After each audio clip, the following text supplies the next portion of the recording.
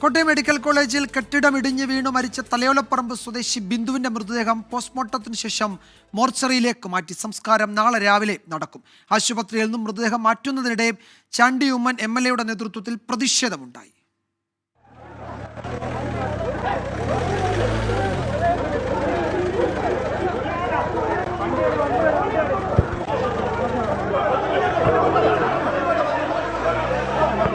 തിരുവനന്തപുരത്ത് ആരോഗ്യമന്ത്രി വീണ ജോർജിന്റെ വീട്ടിലേക്ക് യൂത്ത് കോൺഗ്രസ് മാർച്ച് നടത്തി. എറണാകുളത്ത് യൂത്ത് കോൺഗ്രസ് പ്രവർത്തകർ ആരോഗ്യമന്ത്രിയുടെ കോലം കത്തിച്ചു. സെക്രട്ടേറിയറ്റ് അനക്സിലെ ആരോഗ്യമന്ത്രിയുടെ ഓഫീസിലേക്ക് KSU നടത്തിയ മാർച്ചിൽ സംഘർഷമുണ്ടായി.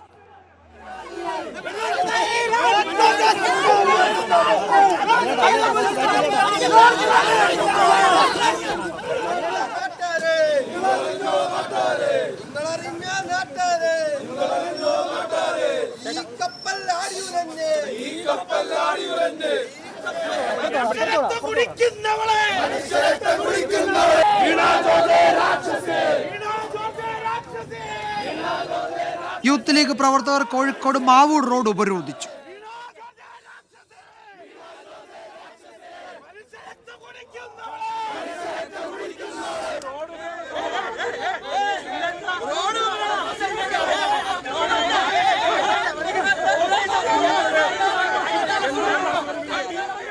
BJP പ്രവർത്തകർ കോട്ടയം മെഡിക്കൽ കോളേജിന് മുന്നിൽ ആരോഗ്യമന്ത്രിയുടെ കോലം കത്തിച്ച് പ്രതിഷേധിച്ചു.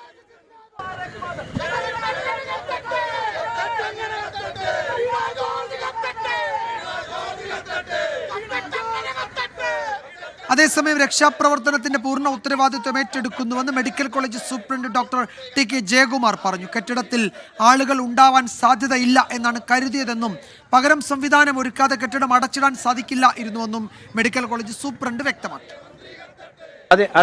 ഞാനത് പറഞ്ഞോട്ടെ, അതിൻ്റെ പൂർണ്ണ ഉത്തരവാദിത്വം ഞാൻ ഏറ്റെടുക്കുന്നു. അത് മറ്റൊന്നും കൊണ്ടല്ല, ഞാനാണ് അവിടെ ആദ്യം എത്തുന്ന വാസവൻ സാറുമായിട്ട്. ആ ഒരു സാഹചര്യത്തിൽ അവിടെ കൂടി നിന്നവരോട് നമ്മൾ അന്വേഷിച്ചു കഴിഞ്ഞപ്പം ആരും അടിയിൽ പെട്ടിട്ടില്ല. ഒരാളുണ്ടോ എന്ന ഒരു സംശയം പറയുന്നു. അതോടൊപ്പം ഫയർഫോഴ്സുകാരുണ്ടായിരുന്നു, പോലീസ് ഉണ്ടായിരുന്നു. എല്ലാവരുടെയും അഭിപ്രായത്തിൽ അകത്താരും ഉള്ളതായിട്ട് കാണുന്നില്ല. അതിൻ്റെ ഏറ്റവും മുകളിലത്തെ നിലയിൽ എന്തെങ്കിലും കാരണവശാലും കയറിയാലും ആൾ വരാൻ സാധ്യതയുള്ളൂ. അങ്ങനെയാണ് സ്ലിപ്പ് ചെയ്ത് പുറത്തേക്കേ പോരുള്ളൂ. സാധ്യതകൾ തീരെ ഇല്ല എന്നുള്ളത് പറഞ്ഞതുകൊണ്ടാണ് ഞാനാണ് പറഞ്ഞത് ആരും കാണാൻ സാധ്യതയില്ല എന്ന് പറഞ്ഞു. ടോബി ജോൺസൺ കോട്ടയത്തു നിന്ന് വിവരങ്ങൾ നൽകുമൊപ്പം അശ്വിൻ പാലാഴിയും വിശദാംശങ്ങളുമായി ചേരുന്നു. ടോബി, ഇപ്പോൾ മെഡിക്കൽ കോളേജ് സൂപ്രണ്ടിന്റെ പ്രതികരണം നമ്മൾ കണ്ടു. ഈ രക്ഷാപ്രവർത്തനത്തിൽ മന്ത്രിമാർ തുടക്കത്തിൽ നടത്തിയ പ്രതികരണങ്ങൾ ആണല്ലോ വലിയ വിവാദമാവുകയും ഒക്കെ ചെയ്തത്. ആ ഘട്ടത്തിൽ ബിന്ദു എന്ന തലയോലപ്പറമ്പ് സ്വദേശി ആ കെട്ടിടത്തിനടിയിൽ കുടുങ്ങിക്കിടക്കുന്നുണ്ടായിരുന്നു. ആ സമയത്ത് ഒരു കാര്യക്ഷമമായ തെരച്ചിൽ നടത്തിയില്ല എന്ന ആക്ഷേപം ആ കുടുംബാംഗങ്ങളും ഉന്നയിക്കുന്നുണ്ട്. അതിൻ്റെയൊക്കെ ഉത്തരവാദിത്തമാണോ മെഡിക്കൽ കോളേജ് സൂപ്രണ്ട് ഏറ്റെടുക്കുന്നത്? ഒന്ന്. മറ്റൊന്ന്, ഇപ്പോൾ അടിയന്തരമായി ഈ അപകടത്തിന് ശേഷം കോട്ടയം മെഡിക്കൽ കോളേജിൽ ചില നടപടികൾ നടക്കുന്നുണ്ടല്ലേ? പുതിയ കെട്ടിടത്തിലേക്ക് പ്രവർത്തനം മാറ്റുന്നതുൾപ്പെടെ ഉള്ള കാര്യങ്ങൾ ഇപ്പോൾ നടക്കുന്നുണ്ടല്ലേ?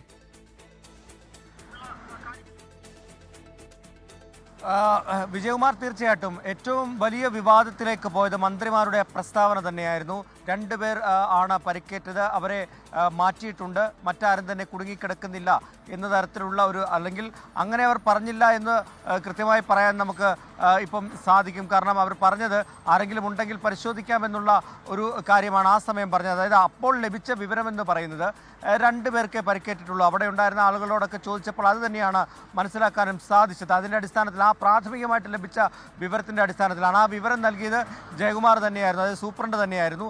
സൂപ്രണ്ട് പറഞ്ഞ പ്രകാരമാണ് മന്ത്രിമാർ അങ്ങനെ ഒരു പ്രസ്താവന നടത്തിയതെന്നാണ് സൂപ്രണ്ടും പറയുന്നത്. അതുകൊണ്ടാണ് സൂപ്രണ്ട് ആ ഉത്തരവാദിത്വം താൻ ഏറ്റെടുക്കുന്നു എന്ന് പറഞ്ഞത്. അതായത് പ്രാഥമികമായി ഒരു അന്വേഷണം നടത്തിയപ്പോൾ ആരും മണ്ണിനടിയിലൊന്നും പെട്ടിട്ടില്ല എന്നാണ് വിവരം ലഭിച്ചത്. പിന്നീട് ആണ് ഇങ്ങനെ ഒരാൾ തലയോലപ്പറമ്പ് സ്വദേശിനിയായിട്ടുള്ള ബിന്ദു ഈ മണ്ണിനടിയിൽ കുടുങ്ങിക്കിടപ്പുണ്ട്, കാണാനില്ല എന്നുള്ളൊരു വിവരം ലഭിച്ചത്.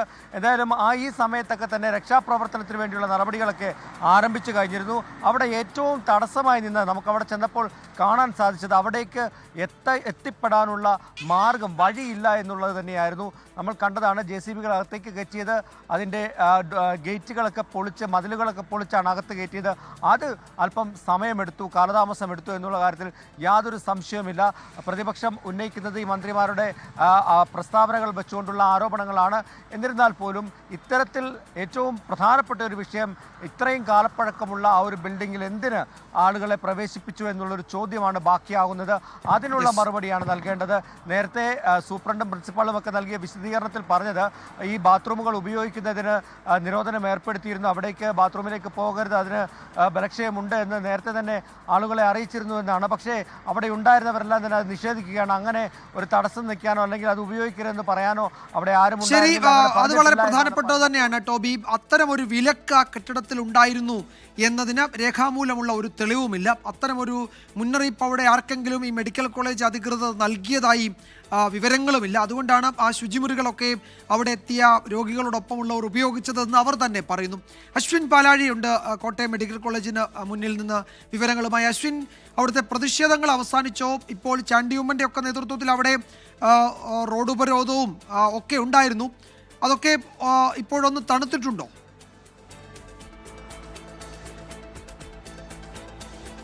വിജയകുമാർ, പൂർണ്ണമായി തണുത്തു എന്ന് പറയാനാവില്ല. കാരണം ഇന്ന് കണ്ടത് സമാനതകളില്ലാത്ത പ്രതിഷേധമായിരുന്നു. മുഖ്യമന്ത്രിക്ക് തന്നെ മെഡിക്കൽ കോളേജിന് മുന്നിൽ 3 ഇടത്താണ് കരിങ്കൊടി പ്രതിഷേധങ്ങൾ നേരിടേണ്ടി വന്നത്. KSUവും യൂത്ത് കോൺഗ്രസും SDPയും അടക്കം മുഖ്യമന്ത്രിയുടെ വാഹനവ്യൂഹത്തിന് നേരെ കരിങ്കൊടിയുമായി പാഞ്ഞെടുത്ത കാഴ്ച കണ്ടതാണ്. അത് പോലീസിന് തടയാനാവുന്ന സാഹചര്യം ഉണ്ടായിരുന്നില്ല. 3 പ്രതിഷേധങ്ങളും അപ്രതീക്ഷിത കയറിയപ്പോൾ 2 തവണയും തിരിച്ചിറങ്ങിയപ്പോൾ 1 തവണയും മുഖ്യമന്ത്രിക്ക് കരിങ്കൊടി നേരിടേണ്ടി വന്നു. അത് കഴിഞ്ഞ് തിരികെ ഈ പരിപാടിയെല്ലാം കഴിഞ്ഞ് തിരികെ പോകുമ്പോൾ രാത്രി പുതുപ്പള്ളി പള്ളിയുടെ മുൻപിൽ യൂത്ത് കോൺഗ്രസ്സുകാർ വീണ്ടും കരിങ്കൊടി കാണിച്ചു. ആശുപത്രിയിലേക്ക് BJP അടക്കം SDP അടക്കം ആം ആദ്മി പാർട്ടി അടക്കം വിവിധ സംഘടനകളുടെ പ്രതിഷേധ മാർച്ച് തുടരെ വന്നു. ഒന്നിനു പുറകെ ഒന്നായി വലിയ പ്രതിഷേധങ്ങൾ രാത്രി വരെ തുടർന്നു. വൈകുന്നേരം പന്തം കൊളുത്തി പ്രകടനം ഉണ്ടായിരുന്നു ഇന്ത്യൻ നാഷണൽ കോൺഗ്രസിൻ്റേത്. ആ സമയത്താണ് അവിടെ മൃതദേഹം കൊണ്ടുപോകുന്ന ആംബുലൻസ് തടഞ്ഞു വെച്ച് യൂത്ത് കോൺഗ്രസിൻ്റെ നേതൃത്വത്തിൽ ചാണ്ടിയുമ്മൻ MLAയുടെ നേതൃത്വത്തിൽ ഒരു പ്രതിഷേധത്തിനുള്ള അരങ്ങൊരുങ്ങിയത്. അത് DYFI പ്രവർത്തകരെത്തിയാണ് അവരെ പിരിച്ചുവിട്ടത്. അത്തരത്തിൽ ബോഡി കൊണ്ടുപോകുന്ന ആംബുലൻസ് തടയാൻ അനുവദിക്കില്ല എന്നുള്ളതായിരുന്നു അവരുടെ നിലപാട്. അങ്ങനെ 2 യൂത്ത് കോൺഗ്രസ് പ്രവർത്തകരെ പോലീസ് കസ്റ്റഡിയിലെടുത്തു.